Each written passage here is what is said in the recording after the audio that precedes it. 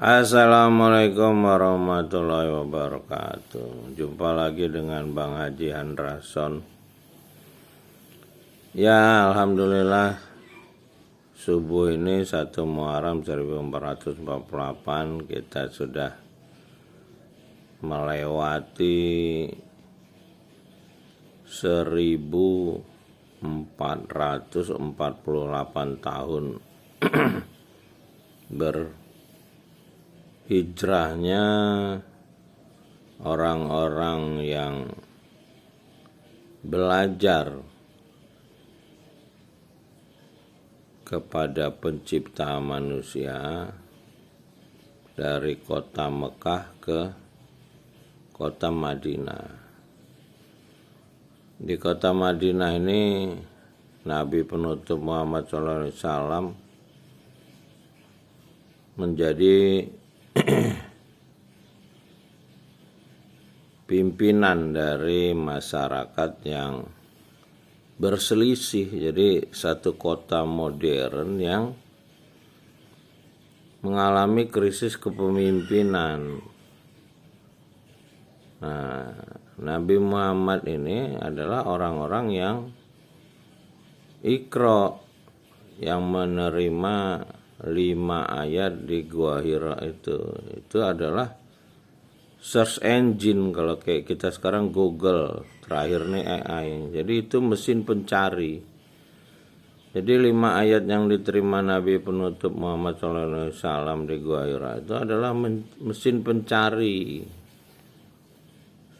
yang akan mencari jalan kembali kepada penciptanya. Makanya dimulai dari Iqra bismi rabbikal ladzi khalaq, penjelasan tentang pencipta.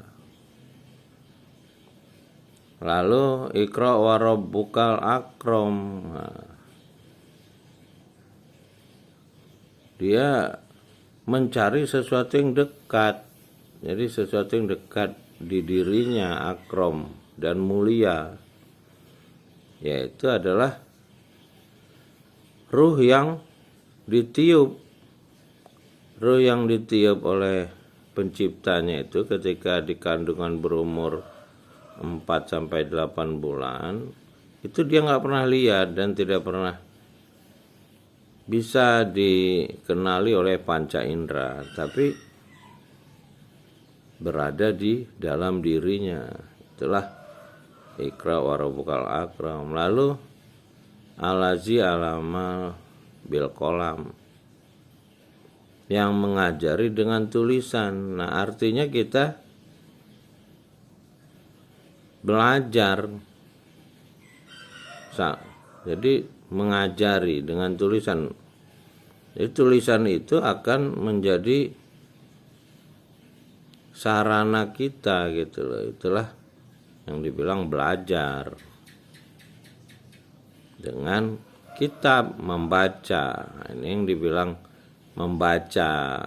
Jadi membacanya pada ayat keempat nih yang mengajari dengan tulisan. Lalu alamal insan malam ya'lam, yang mengajari manusia apa yang dia tidak tahu. Nah, inilah sifat search engine, mesin pencari, yang hari ini ditiru oleh AI, artificial intelligence, yang orang sekarang kebingungan bagaimana nasib manusia ini dengan adanya AI.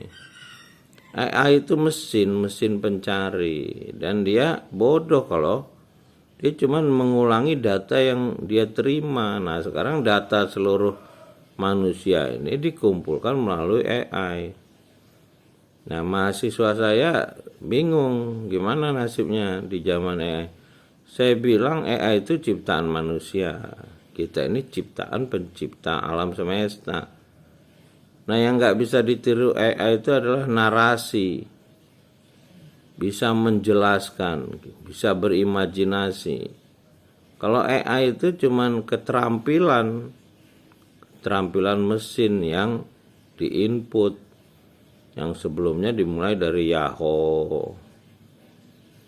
lalu Google, terakhir AI. Jadi Nah, manusia sekarang harus kembali Iqra seperti yang diterima Nabi penutup Muhammad SAW. Nah, hari ini orang nggak lagi Iqra. Mereka telah disesatkan dari mengerti Iqra napak tilas Nabi Muhammad SAW.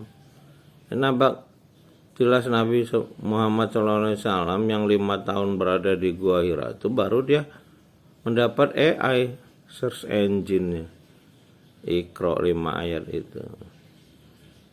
itu dia selama 5 tahun itu dia beresonansi dengan penciptanya dengan menjauhi maksiat. Itulah yang dibilang musik surgawi lokananta. Jadi ada gelombang yang dia terima selama 5 tahun di Gua Hira itu. Nah, yang dikenal orang sekarang lokananta yang kemarin dijadikan tesis oleh Pak Hasim Khan untuk disertasi doktornya. Ya, mudah-mudahan kita bisa kembali menjadikan diri kita ini dengan Iqra 5 ayat yang diterima di Gua Hira itu sebagai mesin pencari. Inilah yang dilakukan oleh Nabi Ibrahim alaihissalam dengan yatafakarun, dia mencari, dia sebagai search engine. Lalu diikuti juga oleh Nabi Muhammad SAW dengan 5 tahun di Gua Hira, dia mencari, proses mencari sehingga dia dapat Iqra 5 ayat. Nah, hari ini umat manusia ini dibodohi oleh iblis, seolah-olah iblis itu bisa mengampuni dosa asal dia mau percaya kepada iblis, minta rezekinya kepada setan, minta petunjuknya kepada mesin, pokoknya bukan kepada penciptanya. Nah, hari ini dengan judul-judul manusia-manusia yang telah menjadi mesin ini, menyesatkan ini, mereka lah yang menawarkan pengampunan dosa tanpa menyuruh mencari. Jadi manusia sebanyak-banyaknya buat dosa nanti bisa terhapus dengan satu kalimat mantra gitu loh. Jadi manusia jadi bodoh kembali dan dia sehari-harinya bergelimang dengan dosa dengan keyakinan kalau dia 5 menit sebelum mati dia mengucapkan satu kata mantra yang sakti, dia akan masuk surga, yaitu surganya Tuhannya siapa? Para penipu yang menyesatkan manusia itu yang seolah-olah dia dekat dengan Tuhan.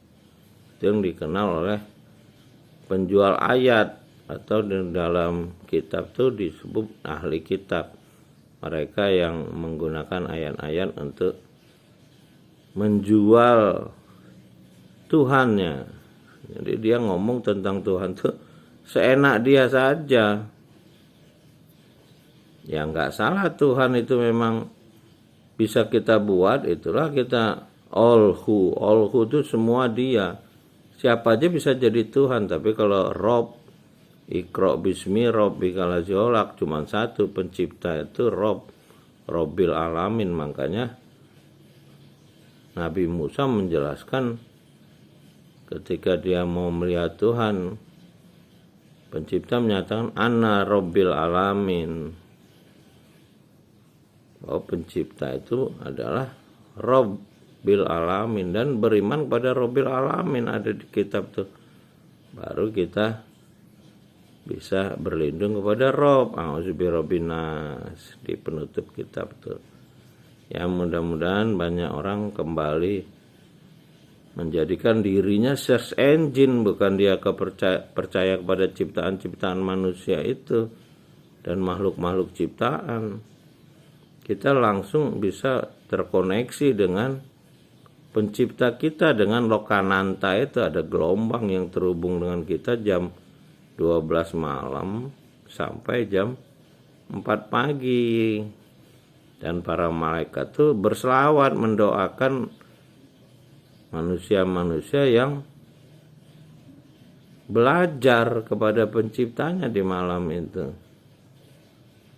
Bukan kita yang berselawat kepada manusia, baca kitabnya. Inilah sekarang orang kitabfobia. Mereka takut sama kitab yang asli ini, yang berisi Quran ini. Kalau kemarin saya bicara sama orang yang menjadi guru, kawannya Pak Dr. Hasim kan. Setiap saya bicara tentang kitab petunjuk, dia simpangkan, dia potong gitu. Dan orang sekarang menjadikan kata-kata sholat itu pengganti dari proses mencari.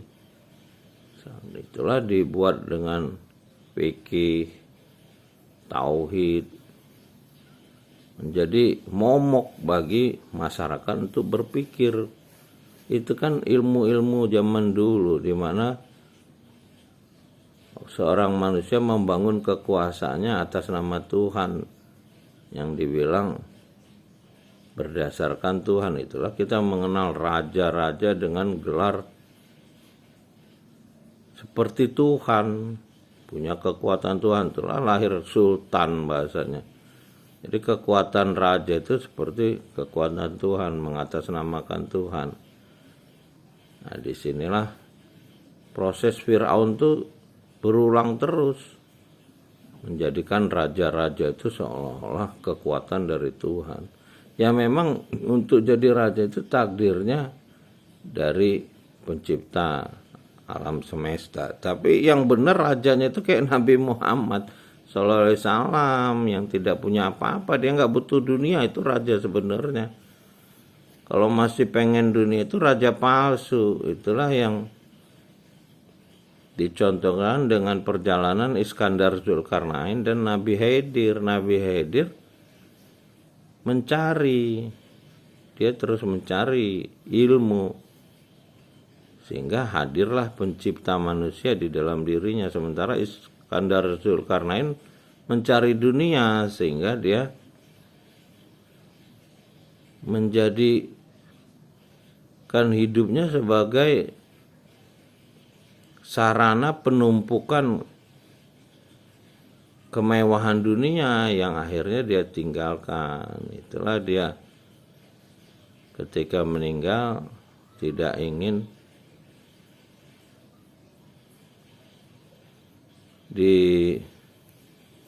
digotong oleh orang lain, dia minta digotong oleh dokter-dokternya, yang menandakan dokter tidak bisa menyetop kematiannya. Lalu tangannya diletakkan di luar keranda. Kenapa? Ya dia memperlihatkan nggak membawa apa-apa, dia yang seorang kaisar itu.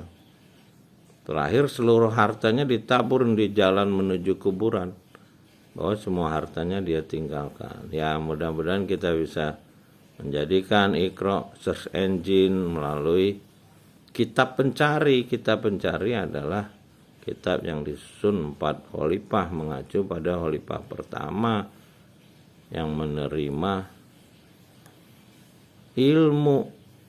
Jadi khalifah itu orang-orang yang bisa menerima ilmu dari pencipta manusia. Saya rasa itu aja dulu. Terima kasih sudah menonton. Mudah-mudahan 1 Muharram 1448 ini menjadi titik balik kita umat manusia untuk kembali berpikir kepada mencari jalan kembali kepada penciptanya melalui belajar lewat kitab yang sudah 14 abad, 15 abad dibukukan oleh 4 khalifah Abu Bakar, Umar, Utsman, Ali itu, sehingga kita bisa memelihara alam semesta. Jadi tugas manusia ini memelihara alam semesta. Itulah manusia-manusia yang hadir Tuhannya. Nabi Khidir itu menjelaskan kehadiran Tuhan pada dirinya, sehingga dia tahu apa yang Nabi Musa alaihissalam tidak tahu. Sampai jumpa lagi. Alhamdulillahirrabbilalamin. Salamun qawlan min rabbir rahim. Rabbi adilni mudkhala sidiki wa arini muraja syirki wa jalim ladunka sultanan nasira. Rabbana atina ladunka rahmatan wa hayyi lana min amrina rasada. Rabbana atina fid dunya hasanah wa fil akhirati hasanah wa qina adzabannar.